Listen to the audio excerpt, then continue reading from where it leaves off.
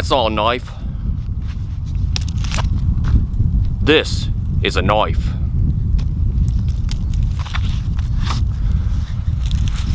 I just had to get that out of my system.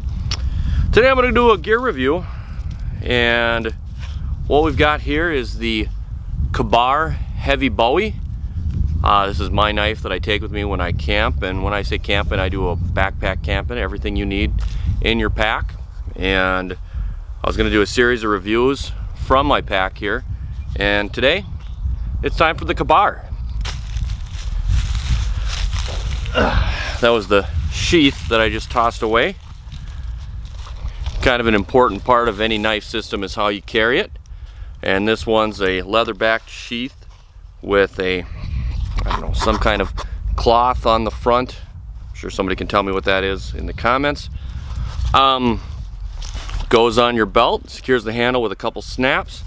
Got a loop on the end, and that's actually kind of nice because if you're hiking around with this thing all day, it kind of flops around a lot. It's a big knife, and it's nice to kind of run a piece of paracord through there and tie it to your leg so it's a little more secure. That out of the way, this is the KA-BAR Heavy Bowie. I like it as a good mix between it's a big knife, but it's not a machete. When you get into the machete class, they really become only useful for a number of things. Not giving a knock on a machete. I own a couple myself, but this is still usable more as a knife than just, you know, your hacking and chopping purposes of a machete. Not saying you can't use a machete for anything else, but it gets to the point where you need to switch to a smaller knife. That being said, carrying this when I'm camping, I have several other knives on me. As always, every man, woman, child above a certain age and level of responsibility should always have a pocket knife. This is my Kershaw right here that I carry with me from when I get up in the morning to just before I go to bed. So, you know, I've got that, and I also have a Mora knife in my pack. And if you're into outdoors, you probably know what that is already, but I'll do a review on that in a later video. And probably a couple of other knives just floating around in there too. As you can see, this one has some wear. I don't know if that's coming up. Oh yeah, there it is. Some wear on the sides of it.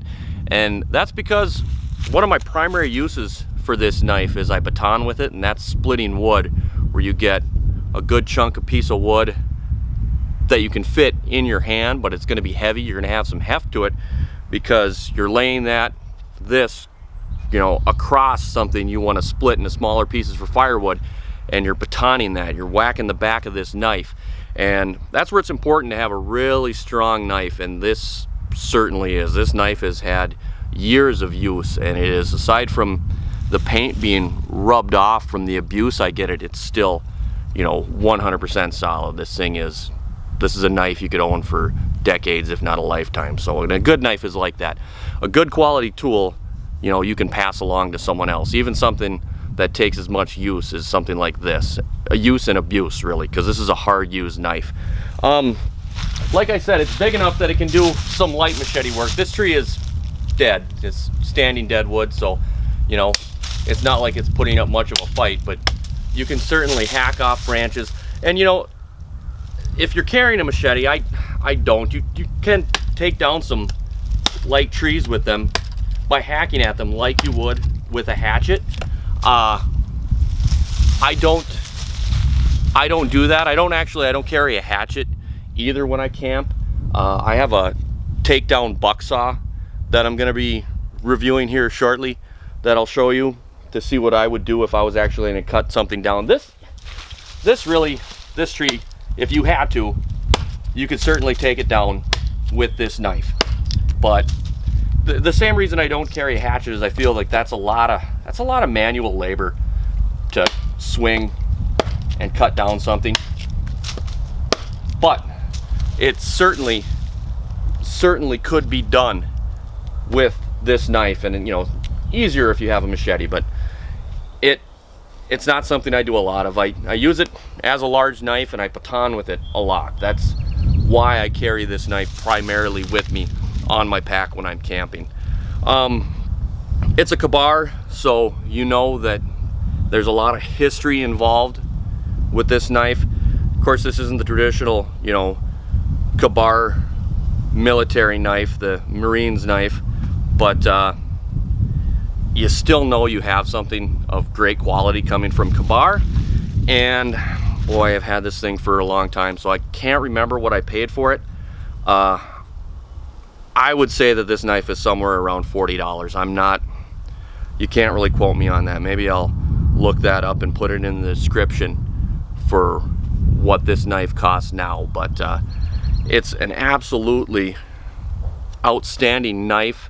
And granted, this is for somebody who's going to be going out into the woods and camping. This isn't something you'd ever carry. It's probably not legal to carry this knife in a lot of places. Well, outside of the United States, it wouldn't be legal to own this knife in a lot of places. So this is something that kind of falls under the realm of a specialty knife as opposed to a more generic pocket knife, but worth every penny. Gotten a lot of use out of this knife. I couldn't really recall all the things that I've done with this knife. Like I said, because it's not a machete, it's still small enough that you can get in there and do some other general camp tasks with it. It's not sharp enough right now, but usually it's sharp enough that if you had, you know, you could, I don't want to say fillet a fish, but it wouldn't be too pretty, but you know, you can cut things up with this knife on a smaller scale, a task that if you didn't have a smaller knife, you could draft this into. And like I said, if you didn't have any other way to take down a small tree, it could do that as well. And then smaller brush, you know, it just clears right through. I don't know if the camera's pointed low enough to take out, you know, all this small brush that you're going to need to move if you're setting up a campsite or something like that. So all in all, it is and there I go chopping it into the mud again. It's why part of the reason it looks like this. And but you know, if you take good care of your knife, it'll take good care of you and last a long time, like any tool. And it's just generally a great knife. And if you're interested in something like this, highly recommended. And you know what, like I said at the start of the video, it's good to know that you'd have something. If you ever did run into Mick Dundee, he'd say, now that's a knife.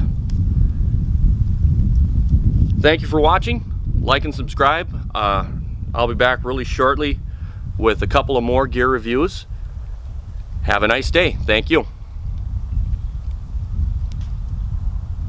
Come on, guys.